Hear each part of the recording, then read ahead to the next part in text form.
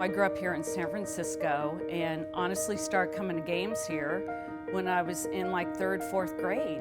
My father was completely into sports, completely into the Dons, and I was the oldest, so he let me tag along and I fell in love. Got to college, came here, and there were no teams for women. And it was Bobby Giron, Jerry Loro that really helped initiate things, so we put together what we called athletic teams, but they were club. I realized in that process that I wanted to be in athletic administration in college because I wanted to help build opportunities for women. Opportunities that I didn't have. But then when I graduated from here, the best opportunity for me was to go coach. And I got my opportunity at St. Mary's College and I fell in love with coaching.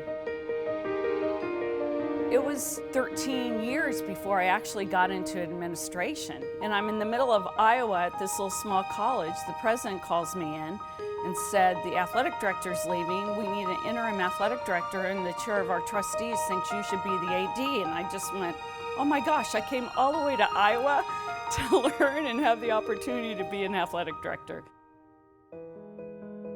When I went to Metropolitan State University in Denver, they recruited me to come be the head volleyball coach, but they also named me the assistant athletic director. The AD told me, he said, Joan, I'm going to retire in a few years. I would love to mentor you to help you become the AD. It wasn't easy at first, I have to tell you, but I will say the coaches, they were the ones that were in my corner. They really were. They supported me quite a bit when that transition first happened because they knew what I could do for them, for their student athletes, for the whole program. She's a coach's AD. I think she believes in having the coaches have a safe haven where a coach can come in, talk to her. Even if she had to be the bearer of bad news, she was always going to tell them the truth. I heard that from many a coach, that you always know where you stand with Joan. Talent doesn't always win. I think it's your ability to connect with people. The more you can connect with your players and people on campus, the more successful you're going to be. If you strictly worry about X's and O's or winning and losing, you get consumed with the wrong things. And that's the one thing about Joan, she never once brought up winning and losing. I never heard her once have any conversations with me. It was, you need to continue to treat people the right way, continue to do things the right way, and we believe in you. Now compete, compete, compete. Let's go, let's go. Really loved having her as a boss. She was a mentor. And she was a mentor not in the way that she was in my office every day telling me what to do, but just by her example. She had an amazing talent of merely making you feel special and to give you confidence. What we did there in my 18 plus years, we built incredible facilities. We redid our gym.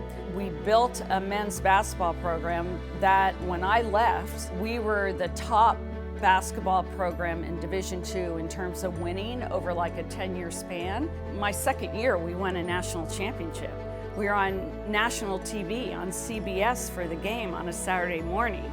Oh my gosh, talk about putting our university on the map. I have not met a person that just exudes the kind of positive energy in every instance like Joan McDermott does. And she has plenty on her plate at all times. I mean, being an athletic director and a mother, and Joan never ever complains. She's always looking at the positive side of things. And honestly, I was always really inspired by that. Her voice was powerful because she was always well prepared. She was always thoughtful. She's an excellent listener. She cares about people more than anything else, and that's really the best quality any leader can have, is when she puts people ahead of herself. We spent a lot of time with the campus community building those relationships and getting support across campus and how important athletics can be to the whole university. And then the community in Denver and Colorado, we really built up those relationships as well. She took a school that, no one thought would make a big mark in athletics and created a huge footprint in college athletics in the Division II level. The last thing she did before she left Metro State went out and was a huge prime mover in raising $25 million for this great outdoor facility. You've got to have a great mission and a great vision and a great desire as to what you're going to build. But if you don't have a value system and a culture and a basis to back it up, then you'll only reach a certain level of success. The beauty of Joan is she has both of those components, and so she's been able to put that together and really create an unbelievable level of success within the athletic world. It just kind of flowed. It snowballed, and we had this culture, and we were highly, highly respected in the whole state of Colorado. One of those pieces that led to our success was building a positive culture. First of all, we were very intentional about going out and hiring women as our head women's coaches. It was my first head coaching job. I was young. I didn't know how to build a staff. I had never run practice by myself, and so being able to kind of go through the rigors of a season, be able to put together a team on the floor, and be able to make some mistakes without everybody in the world watching really helped as I took my next step. And so for her to be able to give me that opportunity, I still feel extremely lucky that she saw something in me that at the time I didn't see in myself. Because it was so urban, it was a commuter campus, we really tried to build a culture where coaches supported each other, and that just made everyone better because of building that culture where you could really support and have each other's backs. Being there 18 years, probably around year 15, I said to myself, you know what, I have one more stop in me. Could I be a Division I AD? And honestly, I wanted to come back to the University of San Francisco. Thanks for joining us today. My name is Charlie Cross. I'm the Vice President of Business and Finance at USF. I'm pleased to announce that USF has selected Joan McDermott as our next athletic director.